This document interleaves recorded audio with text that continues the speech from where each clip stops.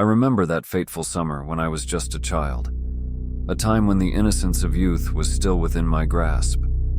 It was a season of endless adventure and boundless curiosity, and little did I know that the laughter of a clown would forever haunt my dreams.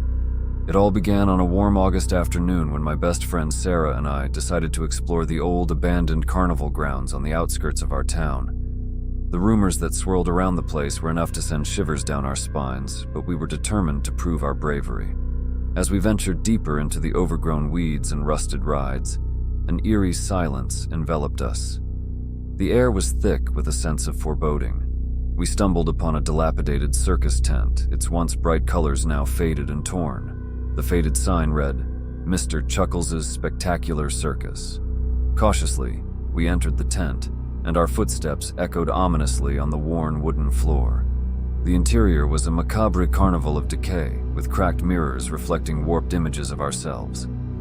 But what caught our attention most was the stage at the far end, adorned with tattered red curtains. As we approached the stage, a chilling breeze swept through the tent, extinguishing the candle we'd brought with us. In the sudden darkness, we heard it, an eerie, echoing laughter that seemed to come from all directions. Panic surged through us as we fumbled in the dark, searching for an exit. Finally, Sarah managed to find the flap of the tent, and we burst out into the fading daylight, gasping for breath. The laughter faded with our escape, but its haunting echo lingered in our minds. That night, as I lay in my bed, the memory of that laughter plagued me. It wasn't the joyful laughter of a child or the friendly chuckles of a parent. It was something sinister, something that sent chills down my spine. Days turned into weeks, and the memory of Mr. Chuckles and his eerie laughter haunted my dreams. Each night I found myself in that desolate circus tent, the laughter growing louder and more menacing with each visit.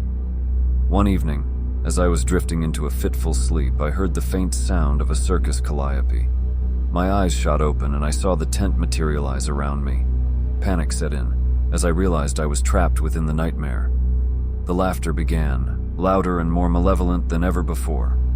I stumbled toward the stage, compelled by an irresistible force. The red curtains parted to reveal Mister Chuckles, a grotesque clown with a face painted in garish colors, his eyes black voids of malice. "Welcome to my circus, little one," he hissed, his voice a sinister melody. "You wanted to explore, didn't you?" I tried to speak, to beg for release, but my voice failed me. Mr. Chuckles extended his long, bony fingers, beckoning me closer. I couldn't resist.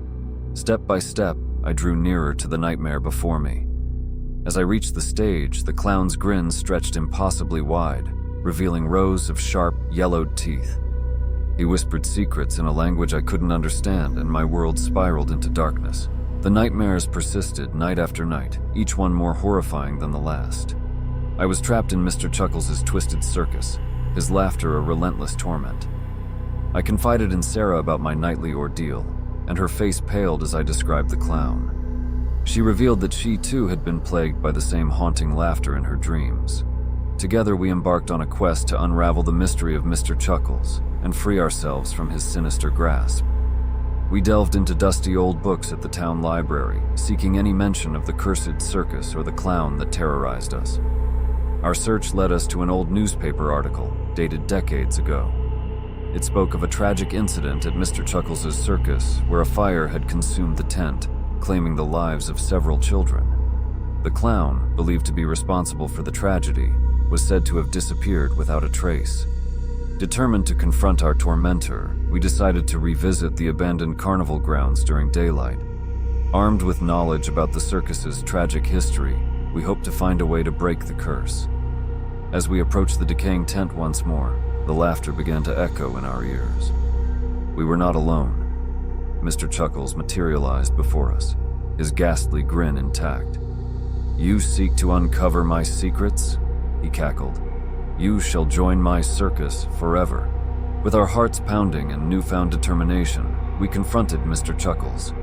We recited the history of the tragic fire that had taken innocent lives, and we demanded that he release us from his curse. The clown's laughter wavered, his sinister demeanor faltering for the first time. He confessed to his role in the tragedy, revealing that he had been consumed by guilt and trapped in the circus ever since. He had lured children into his nightmare to share his eternal torment. Moved by his confession, we implored him to find a way to atone for his sins. With a mournful sigh, Mr. Chuckles agreed.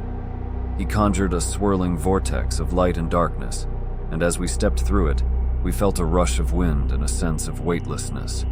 When we opened our eyes, we were back outside the circus tent, standing in broad daylight. The carnival grounds were no longer haunted, and the curse had been broken. Mr. Chuckles had found redemption, and we had escaped his nightmarish grip.